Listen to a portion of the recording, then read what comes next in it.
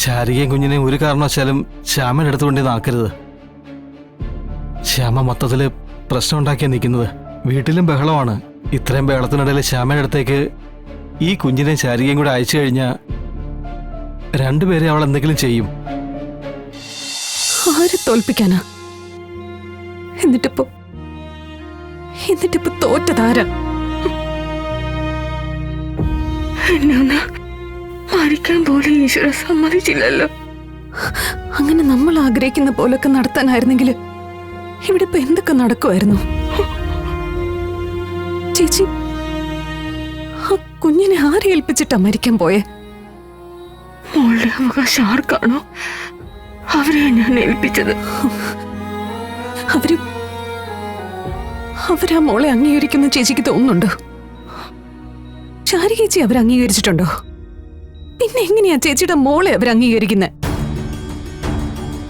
കഷ്ടം. ആളുകളെ മനസ്സിലാക്കാൻ പോലും എന്റെ ചേച്ചിക്ക് പറ്റുന്നില്ല. ഞാൻ മോളെ ഏൽപ്പിച്ചത് അവളുടെ അച്ഛന്റെ വീട്ടില്. എന്നിട്ട് അച്ഛൻ എവിടെ?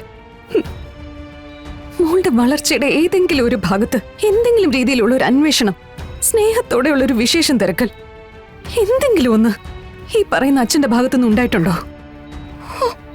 എന്നിട്ടും ആ കുഞ്ഞിനെ ആ മുറ്റത്ത് തന്നെ കൊണ്ടുപോയി കിടത്താൻ ചേച്ചിക്ക് എങ്ങനെ തോന്നി?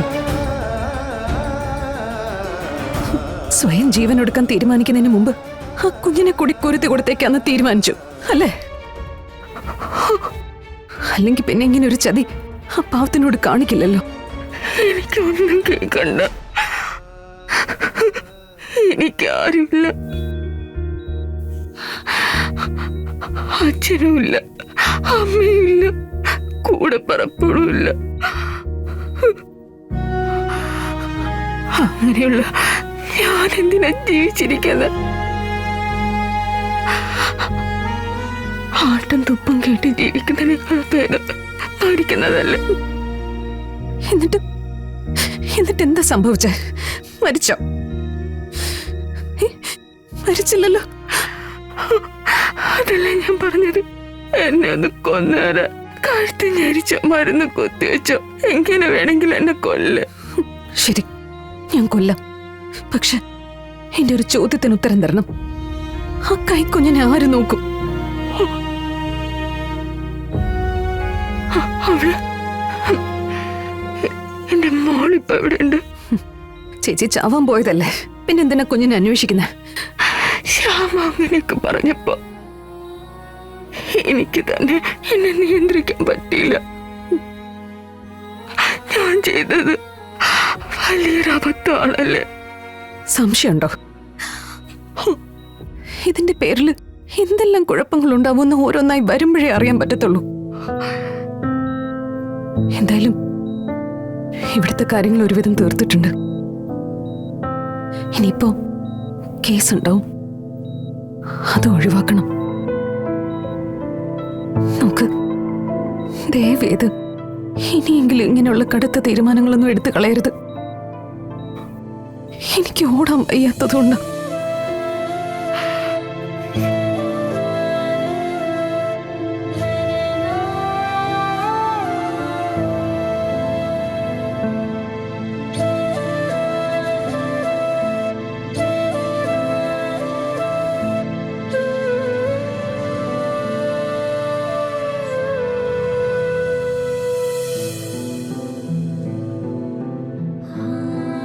ശിവ,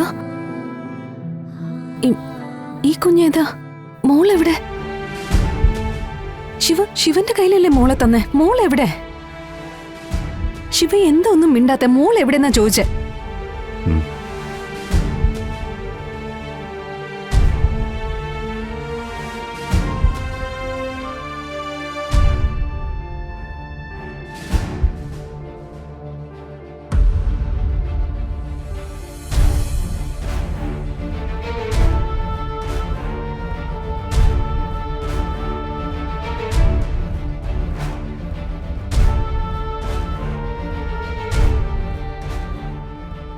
ശിവ, ഇത് അമ്മമാരുടെ സാമീപ്യമാണ് കുഞ്ഞുങ്ങളുടെ കരച്ചിൽ മാറ്റാനുള്ള ഏക ഒറ്റമൂലി. അതുകൊണ്ട് തന്നെ ഏതൊരമ്മയ്ക്കും ഈ പ്രായത്തിലുള്ള കുട്ടികളെല്ലാം സ്വന്തം മക്കളെ പോലെ തന്നെയാ.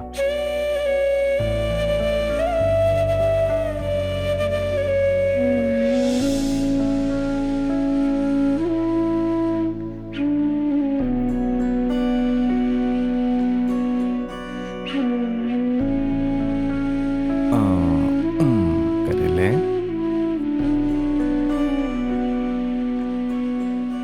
മോളാണെങ്കിൽ നല്ല കരച്ചിലായിരുന്നു. നിങ്ങളെ നോക്കിയിട്ടാണെങ്കിൽ ഹസ്ബൻഡിന്റെ അടുത്ത് കാണുന്നുമില്ല.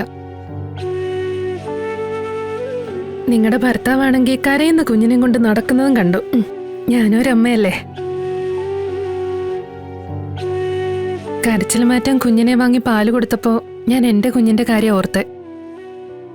വിശന്ന് കരയുന്ന കുഞ്ഞിന്റെ വിശപ്പ് മാറ്റുക, മറ്റൊന്നും ഞാനപ്പോ ചിന്തിച്ചില്ല. മോളുടെ വിശപ്പ് മാറ്റി തന്നതിന് നന്ദി, വളരെ നന്ദി. ഉം.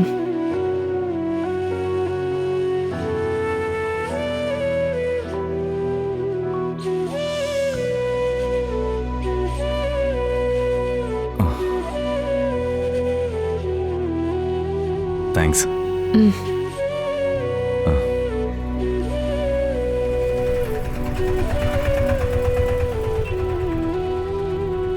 ദാ.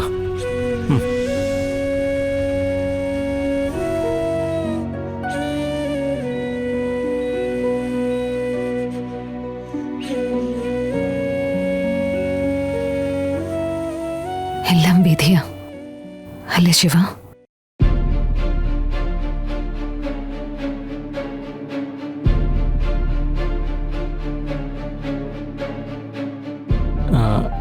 ശാരിക ഇപ്പൊ എങ്ങനെയുണ്ട്?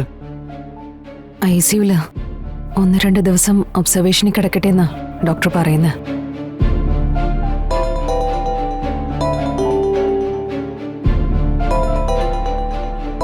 ശ്യാമയാ?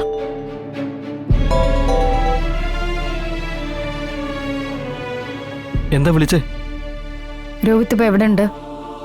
ഞാൻ അത് പിന്നെ രോഹിത് എവിടെ ഉണ്ടെന്നാ ഞാൻ ചോദിച്ചേ. അത് ഞാൻ സൂപ്പർ മാർക്കറ്റിലുണ്ട്. വല്ലതും വാങ്ങിച്ചിട്ട് വരണോ? വേണ്ട, വെറുതെ ഒന്ന് വിളിച്ചതാ. ഇടയ്ക്ക് എന്റെ ഭർത്താവിന്റെ ശബ്ദം ഒന്ന് കേൾക്കണമെന്ന് തോന്നി, അതുകൊണ്ട് വിളിച്ചതാ. ഓ ശരി.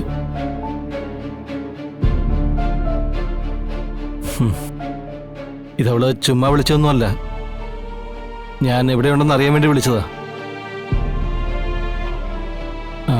പിന്നെ ഒരു കാര്യമുണ്ട്, ശാരികയും കുഞ്ഞിനെയും ഒരു കാരണവശാലും ശ്യാമയുടെ അടുത്ത് കൊണ്ടേ നാക്കരുത്. ശ്യാമ മൊത്തത്തില് പ്രശ്നം ഉണ്ടാക്കിയാ നിൽക്കുന്നത്. വീട്ടിലും ബഹളമാണ്. ഇത്രയും ബഹളത്തിനിടയിൽ ശ്യാമയുടെ അടുത്തേക്ക് ഈ കുഞ്ഞിനെയും ശാരികയും കൂടെ അയച്ചു കഴിഞ്ഞാൽ രണ്ടുപേരെ അവൾ എന്തെങ്കിലും ചെയ്യും.